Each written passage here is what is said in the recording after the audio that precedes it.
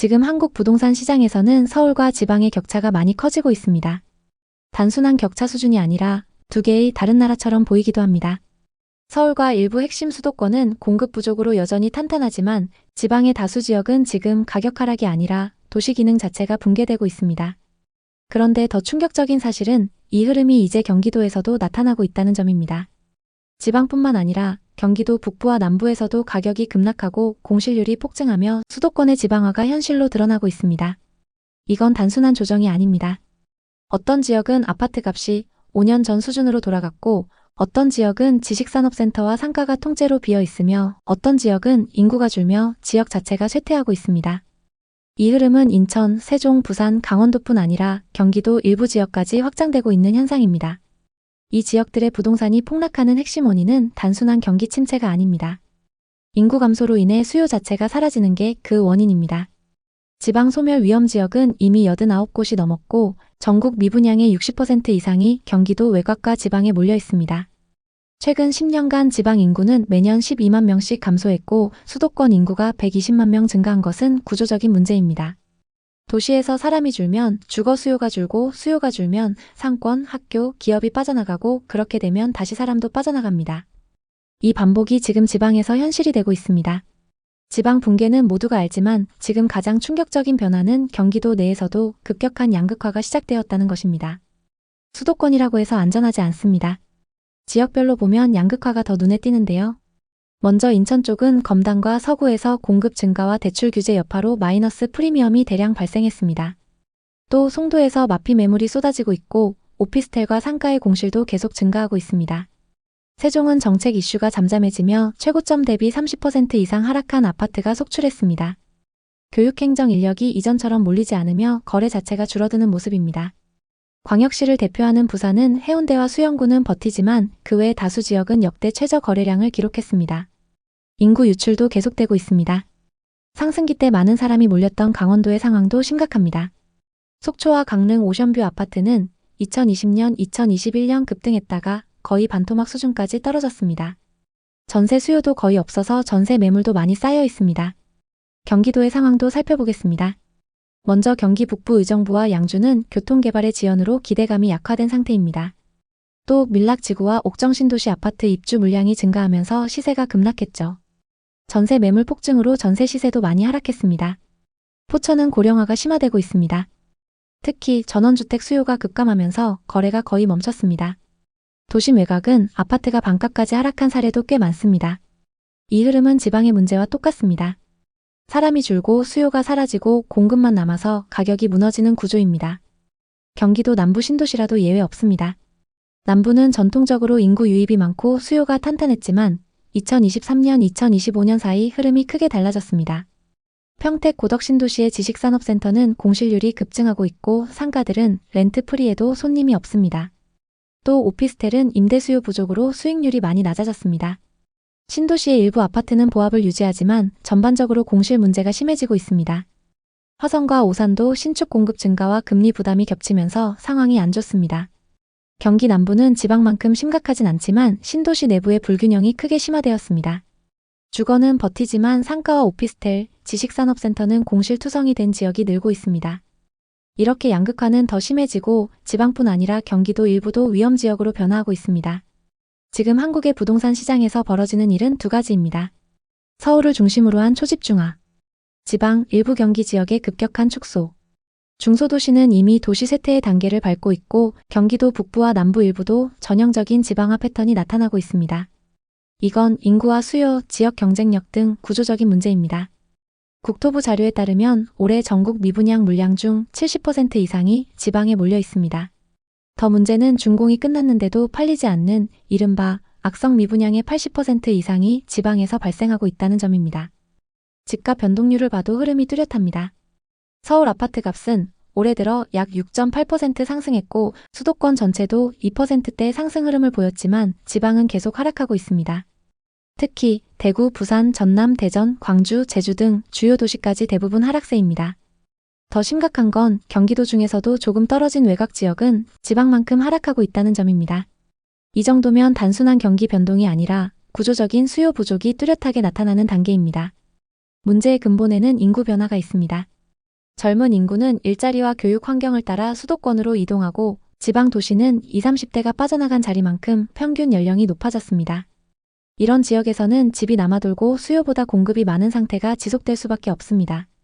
수요가 줄어드니 전셋값도 자연스럽게 떨어지고 결국 매매 시장도 침체에서 벗어나지 못하는 흐름이 이어지고 있습니다. 결국 지방 부동산 시장은 지금 단순한 가격 조정기가 아니라 인구 감소, 고령화, 일자리 부족이 겹친 근본적 구조 침체에 놓여 있는 상황입니다. 수도권과 동일한 방식으로 접근해서는 해결될 수 없고 지방 특성에 맞는 더 과감하고 장기적인 정책이 필요합니다. 이민서 씨는 2020년 경기도 광주의 한적한 곳으로 이사했어요. 몇 달 동안 임장을 다니면서 매물을 살펴봤고 그러던 중 아주 마음에 드는 집을 찾았어요. 처음엔 좋았죠. 하지만 6개월 정도 지나자 후회가 밀려왔습니다. 주변에 마트와 편의점도 없고 뭐만 필요하면 시내로 나가야 했어요. 게다가 주변에 사람이 살지 않아서 적막했다고 해요. 결국 1년 전 집을 내놓았어요. 하지만 가격을 한참 낮췄는데도 소식이 없었고 지금도 안 팔리고 있어요. 민서 씨처럼 경기도 외곽이나 지방에 투자했다가 손해본 분들 정말 많아요. 요즘 부동산 양극화, 고령화, 인구 감소에 관한 얘기들이 많이 나오고 있습니다. 고령화가 빨라지는 지금 같은 시기에 잘못된 부동산 투자는 정말 위험합니다. 특히 지방이나 서울 수도권 외곽 부동산일수록 더욱 위험하죠. 인구 감소와 고령화를 고려하지 않은 투자는 폭망으로 이어질 수 있어요. 앞으로 집값이 오를 곳도 있지만 지방 외곽은 하락할 가능성이 높습니다. 박철수 씨는 안정적인 노후를 위해 경기도 파주에 아파트를 샀어요. 서울에서는 꽤 멀었지만 노후를 준비하기엔 좋아 보였습니다. 매매가 5억짜리 집을 대출 끼고 매입했어요. 계약할 때 부동산에서는 이렇게 말했습니다. 이 지역은 개발 호재가 많아요. 역도 가깝고 앞으로 오를 거예요. 그리고 지어진 지 얼마 안 된 신축 아파트의 모습에 홀딱 반했죠. 하지만 현실은 달랐어요. 시간이 지날수록 아파트 가격은 점점 더 떨어졌어요. 젊은 가족들이 아예 안 들어오고 근처 상권도 점점 망해갔죠. 집값은 순식간에 30% 폭락해서 3억대로 떨어졌어요. 월세는 꿈도 못 꿨어요. 임차인 구하기가 하늘의 별 따기였죠. 공실 때문에 대출 이자는 매달 쭉쭉 빠져나갔어요. 결국 매도를 결심했지만 시세가 너무 많이 떨어져서 팔 수도 없는 상황입니다. 부동산으로 인한 스트레스와 그 후유증으로 건강까지 나빠지셨어요. 저와 상담했을 때 눈물을 글썽이며 이렇게 말씀하셨어요. 오르는 지역인 줄 알고 샀는데 그때가 제일 비쌀 때였네요. 앞으로 어떻게 살아가야 할지 막막합니다. 여러분, 이게 외곽 부동산 투자의 현실이에요.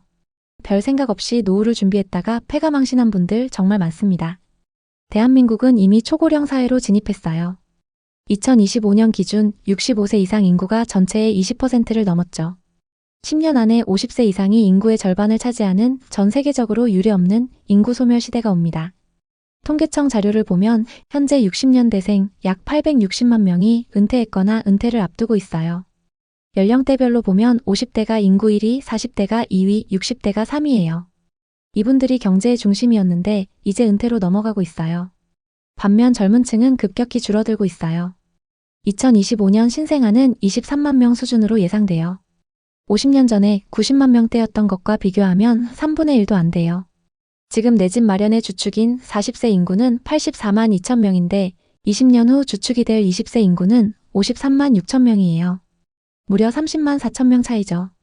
아파트 수요가 줄어드는 건 당연한 결과예요. 특히 일자리와 먼 외곽 지역 아파트는 누가 살려고 할까요? 이 데이터를 보면 외곽 투자가 얼마나 위험한지 감이 오시죠? 인구 감소는 지역 쇠퇴로 직결돼요. 서울만 봐도 2023년 학령 인구가 113만 8천 명이었는데 2027년에는 99만 명, 2040년에는 66만 2천 명으로 줄어들 전망이에요. 이게 지역에 어떤 영향을 미칠까요? 가장 큰 건 우선 학교가 문을 닫게 됩니다. 지방 도로를 지나다 보면 폐교된 건물들 다들 보셨죠? 이런 지역에 과연 젊은 세대가 들어와 집을 사려고 할까요? 상권이 죽고 편의시설이 없어지면 집값은 떨어질 수밖에 없어요. 박민정 씨는 40대 후반 회사원입니다. 2021년에 경기도 용인 처인구의 한적한 곳에 타운하우스를 샀어요. 4억 원을 투자했죠. 전원주택 스타일에 산책로가 있고 조용한 환경이라 매력적이었어요. 나중엔 여기서 지내고 은퇴 전까지는 새놓아서 월세 받으면 되겠지라고 계획했대요. 부동산 중개인은 이런 전원주택은 은퇴자들 사이에서 인기 많아요 라며 꼬드겼죠. 하지만 입주 후 상황은 달랐어요. 고령화로 지역 인구가 빠져나가면서 상권이 완전히 죽었어요. 근처 마트가 문을 닫고 버스 노선도 줄어서 이동이 불편해졌어요. 병원이나 약국 같은 필수 시설은 차로 꽤 먼 거리에 있었죠. 임차인을 구하려 했지만 월세 150만 원을 목표했는데 100만 원에도 안 구해졌어요. 집 유지비만 매달 100만 원 넘게 들었고 결국 2년 반 만에 손실을 보고 팔았어요. 대출 이자를 포함하면 총 손해가 7천만 원 가까이 됐죠. 젊은 층이 안 오는 지역인 줄 알았으면 절대 안 샀어요. 고령화와 인구 감소로 수요가 급격히 줄어든 지역의 현실입니다. 고령화는 부동산 시장의 구조를 완전히 바꾸고 있어요. 고령층이 주택을 많이 보유하고 있지만 이들이 은퇴하며 대출 한도가 줄어들면서 집을 처분하고 있어요. 이로 인해 앞으로 계속 아파트 매물이 쌓일 가능성이 높습니다. 게다가 고령층이 자녀에게 주택을 상속하면서 상속세를 내지 못해 시장에 매물이 쏟아질 수도 있어요. 일본의 사례를 보죠. 일본은 이미 고령화로 인해 도쿄 외곽 지역은 집값이 30% 이상 폭락한 곳들이 많아요. 빈집이 급증하면서 지역 전체가 쇠퇴했죠. 우리나라도 비슷한 길을 갈 가능성이 높아요. 10년 뒤부터는 주택 가격이 장기적으로 하락할 거라는 전망도 나와요. 서울의 집값은 계속 비싸져서 젊은 부부들은 이미 서울에서 밀려나고 있어요. 가장 많이 이사가는 곳은 일산, 남양주, 안양, 수원, 화성 같은 지역이에요. 평범한 젊은 층들은 주거비 때문에 서울 비싼 동네에 못 살아요. 이민호 씨는 40대 자영업자입니다. 장사해서 모은 돈으로 평창 스키장 근처에 작은 주택을 샀어요. 전 재산을 투자했죠. 관광지 근처라서 여름과 겨울 휴가철 손님들을 기대했어요. 펜션을 운영하며 노후에 여유롭게 살자는 꿈이 있었죠. 부동산에서도 관광지라 장사가 잘 될 거라고 했습니다. 실제로 그 당시 관광객들이 많이 방문했습니다. 하지만 어느 순간부터 관광객이 급감했어요. 코로나 이후로 회복이 안 됐고 대형 업체들과의 경쟁에서도 밀렸어요. 펜션 유지비는 전기비와 수리비를 포함해서 매달 100만 원 넘게 들었는데 수익은 턱없이 부족했어요. 세금과 대출 이자까지 감당하기 어려웠죠. 결국 2년 만에 다른 투자자에게 팔았는데 총 손해가 9천만 원에 달했어요. 이민호 씨는 유명한 곳 근처라서 망할 줄 몰랐어요. 좀 더 공부했어야 했는데 라며 한탄하셨어요. 이 사례는 외곽 지역에 투자했다가 실패한 전형적인 케이스입니다. 그럼 앞으로 투자해야 할 곳은 어디일까요? 아파트 가격이 오르는 지역은 우선적으로 이 두 가지 조건을 충족해야 해요. 첫째, 젊은 세대가 몰리는 곳. 둘째, 일자리가 늘어나는 곳. 수도권이라도 이 조건을 만족하지 못하면 앞으로 계속 어려워질 수 있습니다. 서울에서도 젊은 세대 유입이 없거나 양질의 일자리가 점점 줄어드는 곳은 안전자산이 아니에요. 학군과 일자리 없는 곳은 시간이 지나면 하락할 가능성이 큽니다.